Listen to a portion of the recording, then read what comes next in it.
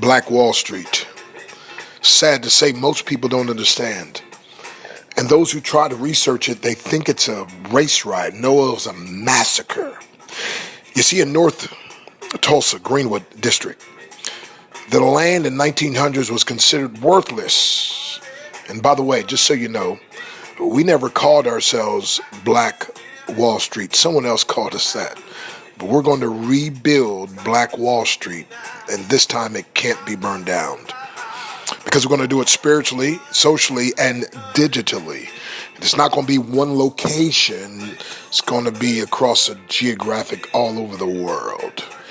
But in a nutshell, this land that was given, it was that they had, they thought was worthless, and they found oil. That's right, they found oil, and that district became the most prosperous, prominent Black and also indigenous people of the land. So Native Americans were there as well. But watch this, my friend. They had modern conveniences that a lot of whites never had long before their time, indoor plumbing and other things. And white people would actually go down into this Black Wall Street and borrow money. Listen, these black folks said, you know what? You owe us 40 acres and a mule. We're not going to just try to live our lives trying to blame and seeing about what's at fault. We're going to take personal responsibility. And so they built their own community. The segregation wouldn't allow them. So guess what? It was like an island within the city. But the poor white folks and the Ku Klux Klanners got mad. The haters, having animosity toward everyone reaching success, went in and burned it down. Using personal planes to drop fire bombs. And by the way, the Red Cross wasn't even allowed to come in, and they shut off the railways and cut off the telephone, all that, my friend. And the fire departments wouldn't even go in, and they let it burn to the ground. I personally take offense to that.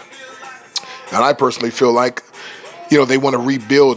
By the way, they actually had laws to try to stop the rebuilding. And actually, when they did, guess what? They built a highway going through there to try to stop it. And so, of course, by the 70s and 80s, black folks had the ability to move away. But I'm saying this.